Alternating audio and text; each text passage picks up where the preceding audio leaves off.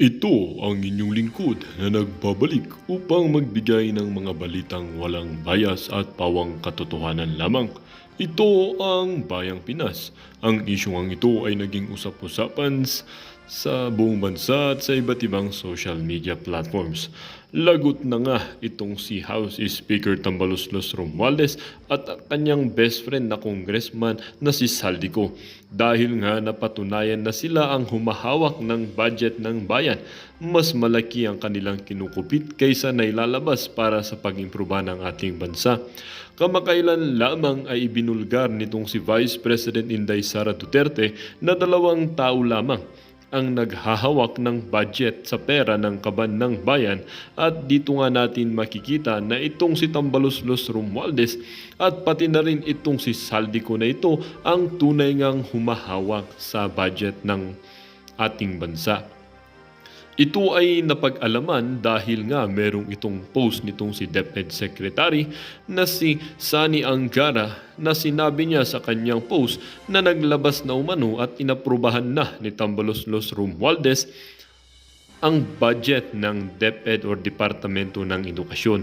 Dito nga natin makikita at mapapatunayan mga kaibigan na totoo nga itong sinabi ni Vice President Sara Duterte.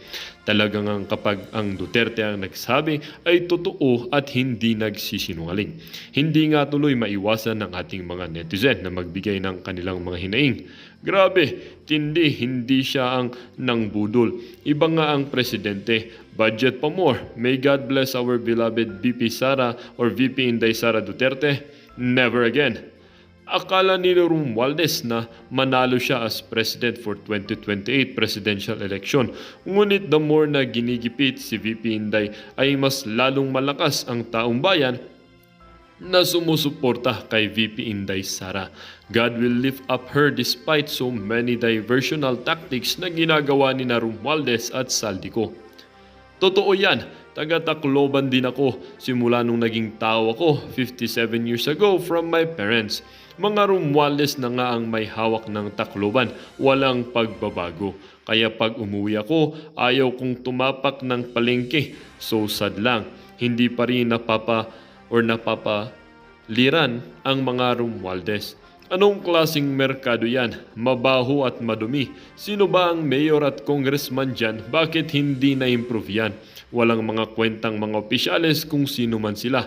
Ganyan talaga pag ang ginagawa mo ay di tama at laging magsisinungaling, talagang di mo mamalayan na sa bibig mo mismo lumalabas ang katotohanan na pilit mo tinatago at pilit mo ibabato sa iba ang mga mali mo para lang magmukha kang inosente at mabait. Well, para nga sa kabuang detalye ay panoorin ang buong video at salamat na rin sa ating mga solid viewers sa walang sawang pagsuporta. At kung bago ka pa naman sa akin channel ay huwag kakalimutang mag-subscribe, pindutin ang notification bell at piliin na rin ang all upang laging maging updated sa mga balitang bago, totoo at walang bias dito sa channel ng Bayan, ang Bayang Pinas. Huwag din pong kakalimutang mag-iwan ng like at i-share ang ating mga videos. Muli po, maraming salamat and God bless.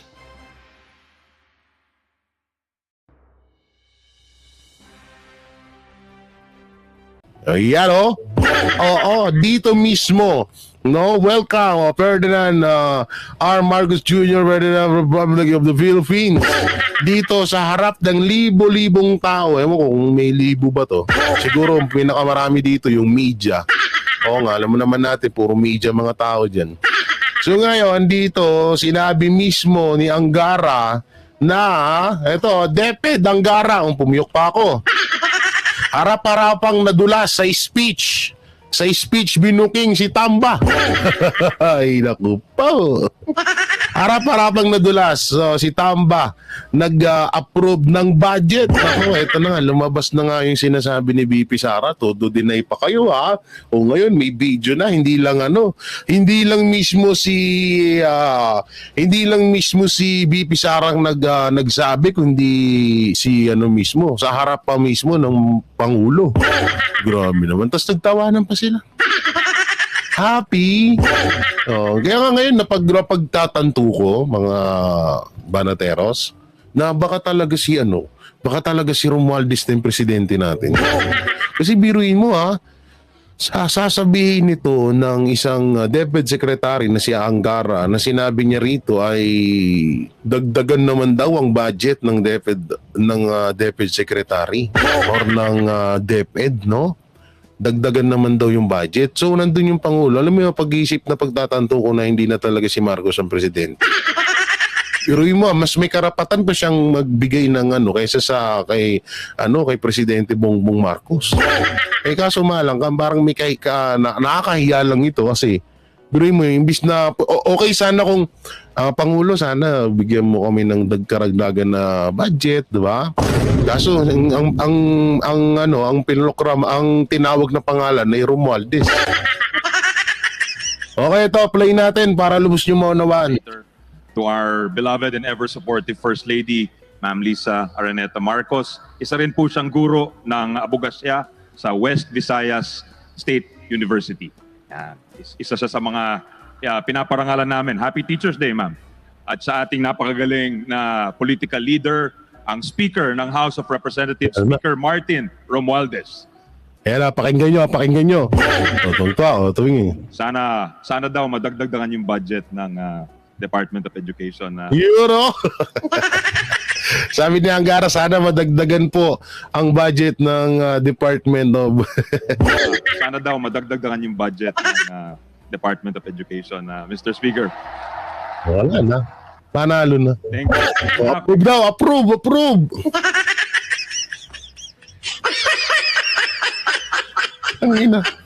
Tanggi ng tanggi yung mga baby crocodile tapos inamin ni Angara. Napayuko na lang si napayuko na lang si Marcos eh. Sabi paktay na naman tayo nito.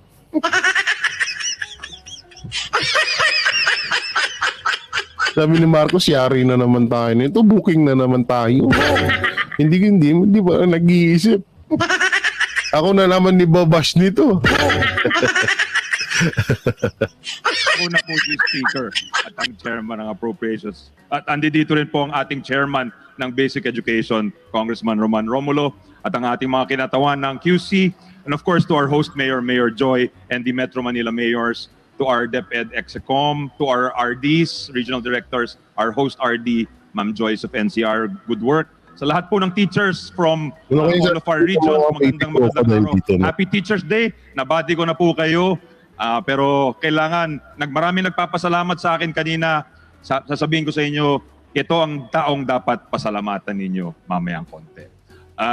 Sa Mr. Chito Sobrepeña of Metrobank Foundation, thank you for this wonderful tradition. And to our partners, sponsors, and all the performers, all of who are doing this for free, Mr. President, and out of love for our teachers and for our educational system. Maraming salamat. Many of them are here. Hindi ko na po isa-isahin pero alam ko po lahat ng ginagawa ninyo for our educational system. Thank you very much ho.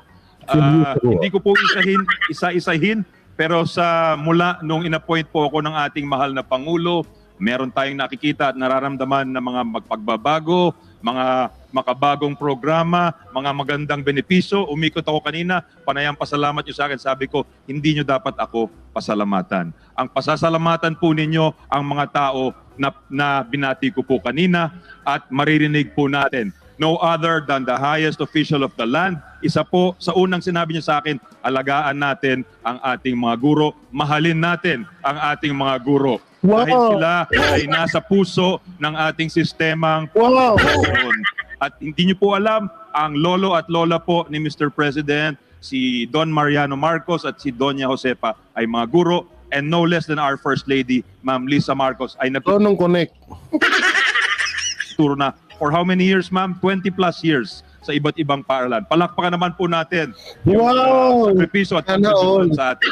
So without further ado, ladies and tutumalak magsitaba. Sabi yung bistado ako, hayop ka. Sabi yung binisto mo kung loko ka. Sabi ni Tamba, hayop ka, Angara. Dinay nga yung mga bataan ko tapos naman ikaw umamin. Yari na naman ako nito. Hindi na naman makakaangat sa 30% yung trust ng taong bayan sa akin. Tatakbo pa naman yung mga bataan ko, sira ulo ka. Gentlemen, please, let us all warmly welcome, dahil dito sa bagong Pilipinas, bida ang ating mga guro, Wow! bida ang ating mga educators. So let's welcome the President of the Republic, Bida! Kasi lahat sila puro pabida. Gago! Bida. of the Philippines, Mr. President Ferdinand R. Romualdez Marcos. Thank you, Mr. President, for gracing this occasion. Yan na. Eh. Asa na? Wala na ba? O, tumayo na. No, yung Ito naman yung sinabi ni VP Sara dati. Pakinggan natin, ha? O. hindi ko naman na noon, no, yung rason kung bakit hindi na kami mag-participate sa budget deliberations ng Office of the Vice President dyan sa So, House. sa madaling salita pala, bago natin pagsalitain si VP Sara, sa madaling salita pala, talagang ginigipit pala talaga ni Romualdez yung budget ng pagiging DepEd Secretary dati ni VP Sara. Kaya pala parang hindi na ina-approvean lahat ng budget kasi nga totoo nga yung sinasabi ni VP Sara na humahawak ng budget ng Pilipinas walang iba kundi si Romualdez. So dito natin napagtanto na si VP Sara ay hindi lang talaga katulad nila Abalos na kwentong kutsero. No, talagang may katotohanan na mismo ito ebidensya na talagang si Romualdez ang may hawak ng budget ng Pilipinas. Bakit kaya ganun? Representatives, dahil nga sinabi ko na dalawang tao lang naman yung nagde-decide dyan, Congressman Zaldico and Congressman Martin Romualdez. No, diba? Sila lang dalawa. So ibig sabihin dahil masyadong ayaw, hindi dahil talagang kitang-kita naman na ayaw ni Romualdez kay Sara kasi masyado siya natatabunan. At bali-balita ko ay tatakbo ang presidente ito. Yun nga yung ginagawa, ginigipit nila si VP Sara. Bagay kasi hindi nila hawak eh. Kaya ngayon si Angara hawak na nila. Obvious naman, tingnan mo kung paano ipakilala sila, di ba? Oo, kulang na lang humalik sa bunbunan ni Tamboy. So talagang may nangyaring panggigipit nga kay VP Sara nung DepEd Secretary siya. No, siyempre ang purpose nun is para masira si VP Sara sa mga teacher kasi nga kung dahil sa kanya hindi sana ma-okay yung kalagayan ng mga teacher. So ginipit ng ginipit para magmukhang masama si VP Sara Duterte sa mga guro na nakikinabang diyan sa DepEd. At sinabi ko din, yung proof ko kung bakit sila lang daw. O ngayon, tanungin natin yung mga baby crocodile. Oo, tanungin natin kung tama ba yung sinabi nila na ito ay the diversional tactic lang. Ngayon, may ebidensya na Paano ba yan? Paano pa ito masasabing diversional tactic? May video. Baka sabihin nyo AI na naman. Baka sabihin nyo AI na naman yan. Sana pag may lalabas na ebidensya sa inyo, sabihin nyo AI. AI lang yan. Gago! Diversional tactic. O ngayon, ano pang masasabi nyo ngayon dito? Mismong si Angara na nagsabi. Sa harap pa mismo ni Romualdez. Sa harap ni Marcos. Naku po. And may paper trail yung sinabi ko against them. Sa 700 million, we will see kung ano yung maiwan and then we will work around that budget of the Office of the Vice President. Alam nyo, kaya nga doon sa sinabi ni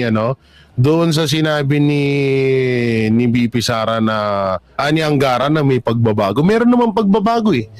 Pagbabago dahil palagi na silang ina-approvehan yung budget nila. Dahil nung panahon ni VP Sara, nung nandiyan pa siya bilang DepEd Secretary, medyo nahihirapan kasi nga ayaw bigyan ng budget. Kasi nga si Tamba yung nagbibigay. At hindi si Marcos. Lupit, di ba? Eto, play natin. Romualdez nilaglag ni Angara sa budget ng DepEd. Sara, ngiting panalo.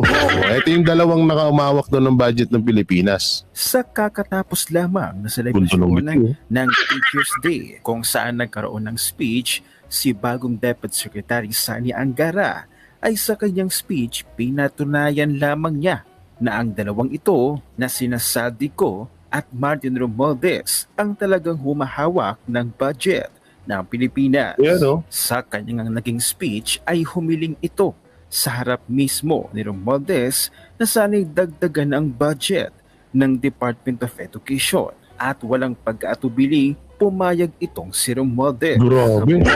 Na kasama Sabi nga nung vlogger, di ba? Kahit Duterte vloggers ka, kahit Marcos vloggers ka, in ka sa grupo namin. May 70-50 ka per month. Basta importante, iangat mo lang si Romualdez. So, may video yan ha. Baka sabihin nyo, wala. May video tayo dyan. So ngayon, napuri ng gusto si Romualdez dito sa speech ni Angara. Kaya nung tinanong niya na, bigyan mo na mga midagdagan mo naman yung budget namin. Sir, approve daw aga. Approve. Hey!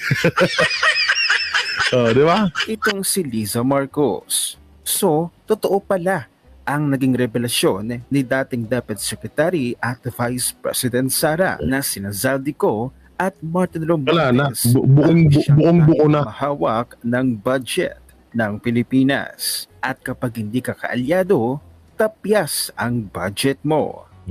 Ayos. Indeed, VP Sara is vindicated by Angara. Tambay and Zaldi lang ang may hawak ng kaban. Napakatindi. These two who earned zero public trust with zero empathy, zero public service in their hearts, ang tinuturing na Diyos ng mga politiko. And ang malala, the Filipino people is at their mercy right now. There is always a time for everything. Sige lang. Ako yung kinilabutan sa mga words ni Angara. Nakakasuka. Pinupuri niya ang kanyang mga boss.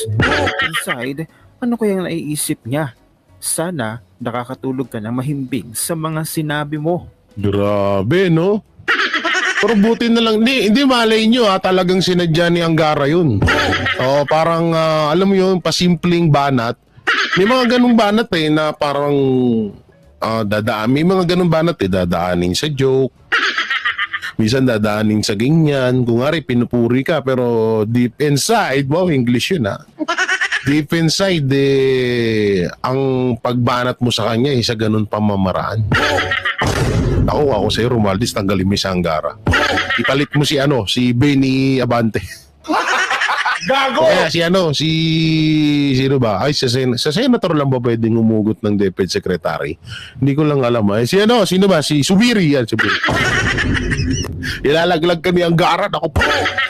Dapat hindi ganun. Siguro, nung una, dahil may pagka-tolonggis to si Tamba, hindi niya na-gets. So, ang siguro iniisip niya na sa sinabi ni Angara, ay wala talaga, pinuri ako. Ang galing, pinuri ako ni Angara. Sana all. Hindi niya alam. Nung bandang huli, napagtanto niya na binanatan ako nun. Gago! Hindi, talagang banat yun. Duri mo sasabihin mo rekta na bigyan mo kami ng budget. So talagang pinatulayan lang ni Angara na totoo nga yung sinasabi ni VP Sara Duterte. Kasi kung matatandaan natin, diba, kung ano-ano nga pinagsasabi ni kung ano-ano nga yung pinagsasabi ni Saldico, mapatungkol dun sa nilabas ni VP Sara na itong dalawa nga daw ang may hawak ng kaban ng bayan. 'Di ba? Kung matatandaan pa natin yung mga sinabi ni Saldico doon, kung ano-ano nga yung katangahan na sinabi niya. Ni Kesyo tawag dito ni Kesyo, diversional tactic daw yung ginagawa para daw mabaling sa kanila yung issue ni VP Sara. Shit! Kung ako kay VP Sara, bakit ko ibabaling yung issue sa inyo? Di nagkaroon pa kayo, di sumikat pa kayo. Hindi, baka nga malamang sa malamang maging magtandem to si Romualdez tsaka si Saldico. Hindi, malamang yan.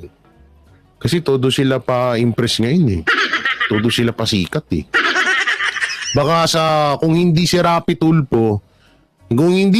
Tulfo at si Romualdez ang maging tandem sa darating na 2028 election, baka ito si Saldico at si Romualdez ang magtandem. Oo, baka si Saldico ang vice president at ang president nila si Romualdez.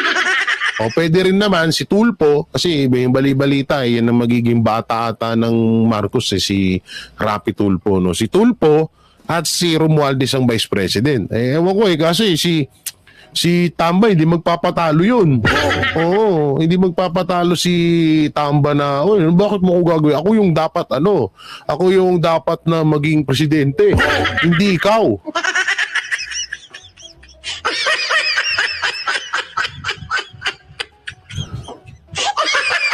Diba? Hindi ikaw ang magdi-decision ng ko. Ako dapat ang maging presidente. Oo, dahil ako ang future prime minister. Future prime minister, no? Ay, naku po. Okay, play natin. Si Angara naman, huwag mo naman pinamuka sa dalawa na buhaya sila na obvious tuloy na tama si VP Sara. Bagsak ang trust ratings ng Department of Education under Angara. Kapal ng mukha. Salamat po Honorable Sani Angara sa pag-confirm na 2 lang na tao ang nasusunod sa budget dyan sa Kamara. Ang tagabantay mga gahaman sa kayamanan ng bayan. Nilulustay na parang sarili nilang pera. Grabe. Sus, magkatabi pa yung dalawa. Alam masyado itong dalawang ito ang alam na. Ganun pala ang kalakalan ngayon sa Kongreso.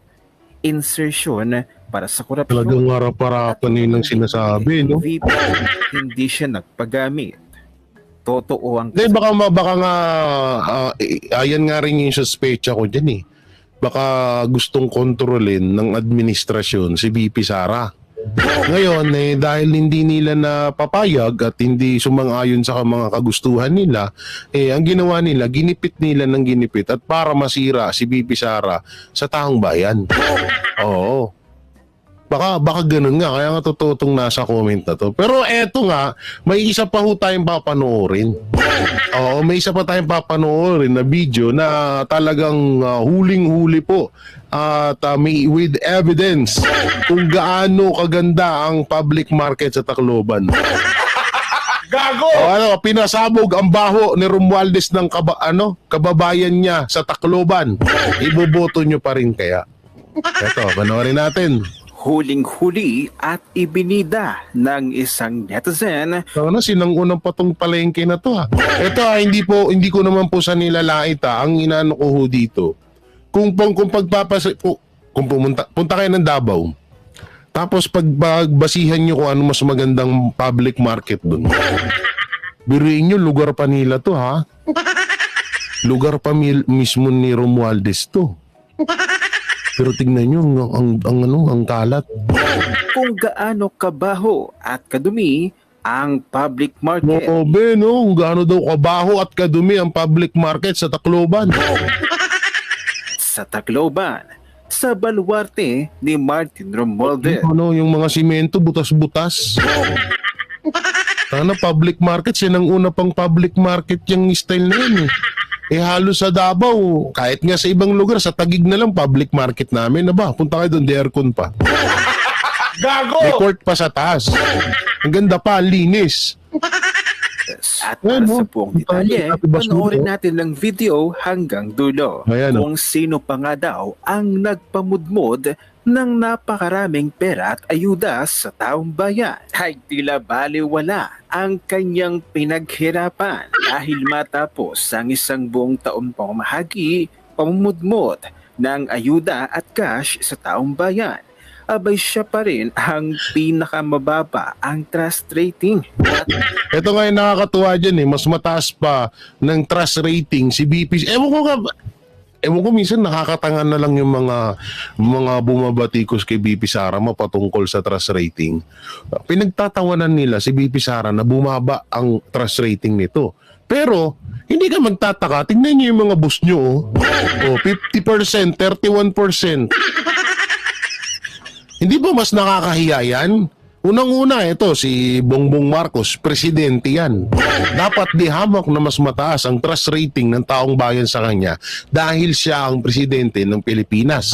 At si VP Sara ay isa lamang vice-presidente. Mas lalo naman si Romualdez na halos inikot na ang buong Pilipinas sa pamumudmod ng pera at ayuda na galing din naman sa pera natin. 31%. Pero hindi ang ginagawa ng mga ng mga tulonggis ng mga dugyot vlogger, mga tansu dugyot vlogger kabahan na daw si BP Sara dahil patuloy daw sa pagbaba ng ratings. Ang tanong diyan, kung bumaba man, pakialam namin. Kung bumaba man yung ratings ni BP Sara, pakialam namin. Tignan nyo ba naman yung tignan nyo ba naman yung ratings ang layo ng agwat. Dapat ang nangungunang ratings ay si Marcos dahil siya yung presidente. Pero bakit hindi makausad-usad? So yung sinasabi nyo kay BP Sara na kabahan, mas kabahan ata si Marcos at si Romualdez dun. Gago! Hindi si BP Sara. Tsaka ito, walang pakialam. Sanayin na kami sa ratings. Si PRRD nga noon laging kulelat sa ratings. Ang nangunguna, si Binay, si Marcos, si Grace po, si Marojas. Pero nung nagbutuhan na, wala na. Ang nanalo si PRRD. Laging kulelat yun sa ratings. Dahil nung panahon na yun, hawak ng yan. Kaya dito sa ratings yan, bumaba man yan o hindi, at least, hindi yung sobrang baba. Hindi katulad nung yung ratings ng dalawa, tignan nyo. Lalong siya ang hindi pinagkakatiwalaan na public official. Well, alam naman na kasi ng taong bayan na ang ginagamit na pera na kanilang ipinamamahagi ay pera nila. Pera ng taong bayan. Lahat na nga lang daw ng paraan ay ginawa ni Romualdez. Nakiuso sa A.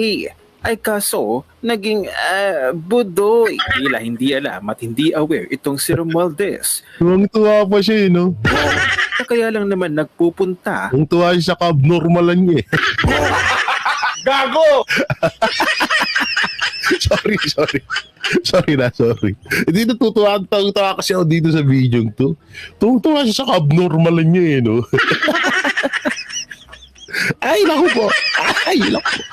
Ba't ka ganyan? Tuwa ka sa abnormalan mo. Gago! Ang tao sa kanilang mga paservisyo fare ay dahil lang naman sa pinamimigay nilang pera. Pero hindi pa rin siya gusto ng taong bayan. Kaya nga sa kanyang pag-file ng kanyang Certificate of Candidacy bilang kongresista muli sa darating na ano pala to? Tatakbo pala ulit. term 2025 elections ay mabuti na daw ito ayon sa mga netizens. Dahil sa ginawa nilang panggigipit sa mga Duterte at labis na pang-abuso sa kanilang kapangyarihan at sa pwesto. At saka ito pa yung pinakamasama dito. Namumudbod ng pera, ng ayuda, si Romualdez bukod sa hindi niya pera yon. Isa sa pinakamasama pa yun. Ang pinakamasama dito, saan siya nakakapunta na lugar, pero yung lugar niya sa Tacloban, napapabayaan niya. Ayun yung dun ayun yung masaklap dun na biruin mo nakakapamigay ka ng tulong sa ibang lugar pero sa lugar mo mismo, ultibong public market mo, hindi nyo mapayos. Nakita ko yung video na yan halos talaga ang kalat ng public market. Punta kayo ng Davao, tingnan nyo yung public market ng Davao, ang linis.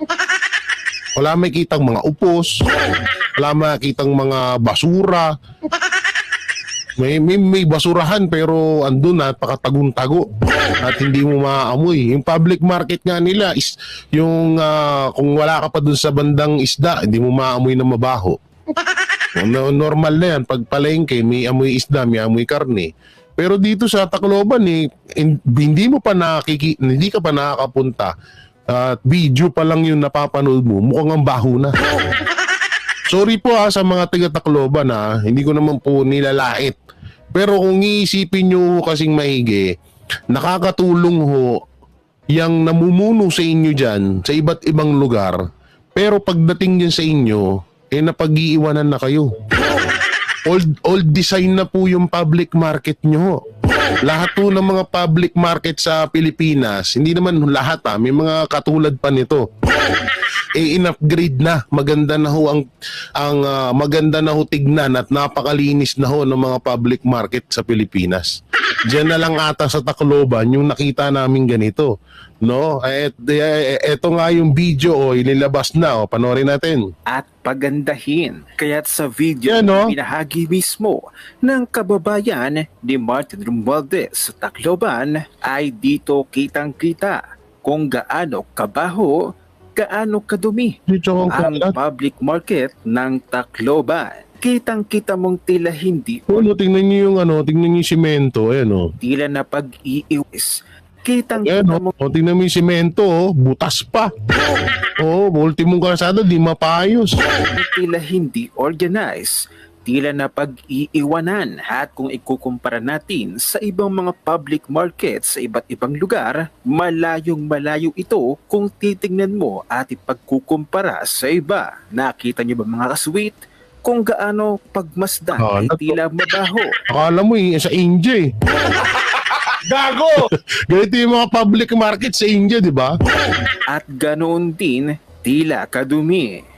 Romualdez, napakarami mong pondo, napakarami yung ipinamamahagi at ipinamumudmod na ayuda at cash. Pero itong sarili mong baluarte, abay tila napag-iiwanan. Simpleng public market pa lang yan At ang video na ito ay galing kay Waray Laban Facebook page. Panoorin natin ang kanyang pagsisiwalat. Yan, ang dugyot at mabahong Yan hindi ako nagsasabi niyan, yung tiga Tacloban mismo. public market ng Tacloban. Yan mga idol Yan ang ganda ng public market. Tignan mo naman. Ang public market ng Tacloban na mabaho. Diba? Tignan mo ng ganda, no? Ito yung city ng Tacloban. Ito yung public market. Napakaganda, di ba mga idol? Tuwin mo, hawak-hawak mo ang kaban ng bayan, public market sa inyo, di mo pagawa, yung di punggol ka. Nakaurot kasi. Yung tayo na, puro kayabangan yung inaadaw sa public market, di mo pagawa. Layo pa. Gago! Ano mo, Score, nangangamoy hanggang dito sa loob ng bus. Ang baho.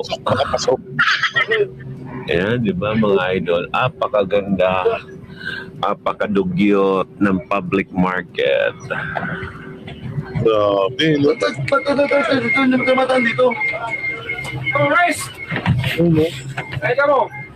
Ada kaya to parking? Ang init-init, alatado namang mainit, pero basa yung kalsada. Diretso. Ayan di ba? Ang ganda, idol. Yan baha mukhang tabingi na yung mga kalsada Ay, nako. Ewan ko. Bahala kayo din. Sige, boto niyo pa yan. Gusto niyo yan